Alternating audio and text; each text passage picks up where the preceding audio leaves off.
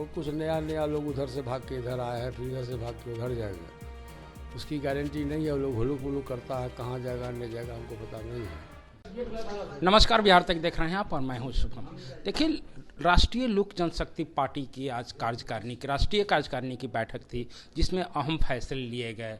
सबसे प्रमुख फैसला था कि राष्ट्रीय अध्यक्ष के रूप में एक बार फिर पशुपति कुमार पारस चुने गए हैं। सबसे पहले सर, बधाई हो आपको राष्ट्रीय। जी, आपको भी। देखिए, हमारी पार्टी का विभाजन हुआ था 21 जून 2021 को हुआ था, और उस समय हम अध्यक्ष पद में निर्वाचित हुए थे। और हम लोगों के पार्टी के संविधान में है कि 3 वर्ष के अंदर, पार्टी के संविधान का जो ये है, 3 वर्ष के अंदर में राष्ट्रीय अध्यक्ष का चुनाव होना चाहिए। और राष्ट्रीय अध्यक्ष का चुनाव नेशनल एग्जीक्यूटिव और कार्य समिति के द्वारा होता है, वही वोटर्स होता है।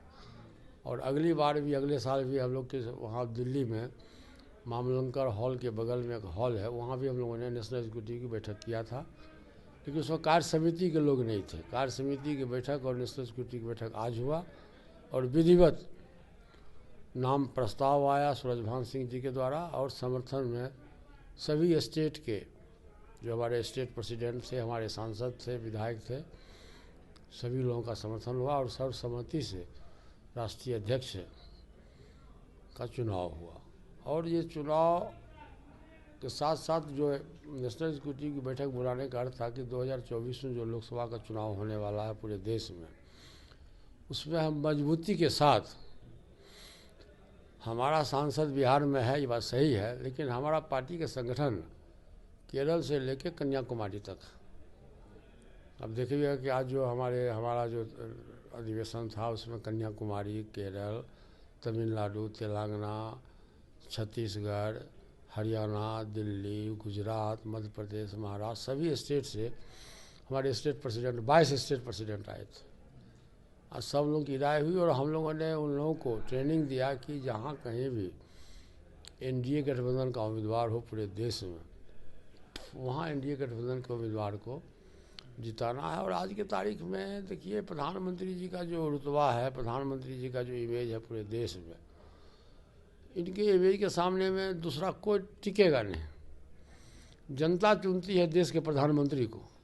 कोई सांसद चुनाव जीत के जाता है तो जनता के दिमाग में है कि ये अमुक व्यक्ति चुनाव जीत के जाएगा तो किसको प्रधानमंत्री बनाएगा, उसी हिसाब से वो अपना मत देता है। तो एनडीए गठबंधन का पूरे देश में रुतबा है, और उसका उदाहरण आपने देखा होगा। कभी 5 स्टेट के चुनाव में जहाँ कांग्रेस की हुकूमत थी, वहाँ भी एनडीए गठबंधन की सरकार बनी, 2/3 बहुमत से सरकार बनी। तो इसलिए आने वाले समय में 400 का पार सीट मिलेगा एनडीए को, और नरेंद्र मोदी जी के नेतृत्व में तीसरी बार सरकार बनेगी। और जहाँ तक बिहार का सवाल है, तो बिहार में हम लोगों का जो गठबंधन है, हम लोग पुराना गठबंधन में 3 पार्टी हैं, भाजपा है, जदयू है और आरएलजेपी है। और कुछ नया नया लोग उधर से भाग के इधर आए हैं, फिर इधर से भाग के उधर जाएंगे। उसकी गारंटी नहीं है। वो लोग हुलुक मुलुक करता है, कहाँ जाएगा नहीं जाएगा हमको पता नहीं है। लेकिन हम 2014 से लेकर आज तक ईमानदार और विश्वासी सहयोगी हैं। और जब सीट का बंटवारा होगा तो जो देश के बड़े नेता हैं, भाजपा के माननीय प्रधानमंत्री जी हैं, माननीय गृह मंत्री जी हैं, माननीय नड्डा साहब हैं, सब लोग बैठेंगे। उसमें जो सर्वसम्मति से तय होगा, उसी हिसाब से हम लोग काम करेंगे। सर, लोकसभा काफ़ी नज़दीक है, लोकसभा का चुनाव, इसमें सीट शेयरिंग को लेकर के कुछ बातचीत। वही तो हम बोल रहे हैं ना, आपको वही बोल रहे हैं। अभी नहीं, अभी बातचीत नहीं हुई है, लेकिन अब 1 सप्ताह के बाद बातचीत शुरू। अब लोकसभा बंद हो गया, सब काम से हम लोग निवृत्त हो गए, ग्रह खत्म हो गया। 14 जनवरी के पहले खरमास होता था, वो खत्म हो गया। 22 जनवरी को भगवान रामलला का प्राण प्रतिष्ठा हो गया। बसंत ऋतु आ गया, बसंत ऋतु में शुभ होता है। अब फरवरी के अंत तक में सीट शेयरिंग हो जाएगा। चलो, नीतीश कुमार जब से सर एनडीए में वापस आए हैं, लालू प्रसाद यादव ने फिर से कह दिया है कि नीतीश कुमार के लिए दरवाज़ा खुले हैं, जब भी आना चाहें आ सकते हैं। देखिए, तो दिग्भ्रमित करने के लिए लालू जी बोलते हैं। उनका दरवाज़ा बंद कब था? सब दिन तो खुले रहता है, उसमें छिटकिनी या किवाड़ है ये नहीं है। इसलिए उस सबसे कोई फ़र्क नहीं पड़ता। हम तो बार बार इस बात को कहते हैं भाई साहब कि व्यक्ति बलवान नहीं होता है, समय बलवान होता है। समय की पुकार है, और इस समय की पुकार है कि नीतीश जी उस गठबंधन को छोड़ के फिर दोबारे अपने पुराने अस्थायी घर को आ गए हैं।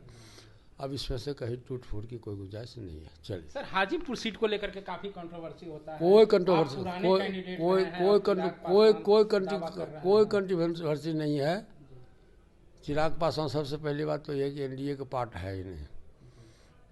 जब भी मौका मिलता है तो एनडीए के खिलाफ लड़ता है चुनाव। अभी भी अब देखेंगे कि 5 स्टेट का चुनाव था, उसमें चिराग पासवान ने अपना उम्मीदवार छत्तीसगढ़ में, राजस्थान में अपना उम्मीदवार दिया।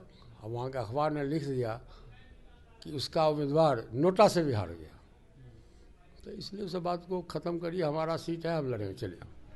तो ये थे हमारे साथ केंद्रीय मंत्री पशुपति कुमार पारस, जिन्होंने बेबाकी से अपनी बात रखी। यहाँ तक कि हाजीपुर सीट को लेकर के भी इन्होंने साफ साफ कह दिया कि हाजीपुर सीट में चुनाव हम ही लड़ेंगे। शुभम निराला, पटना।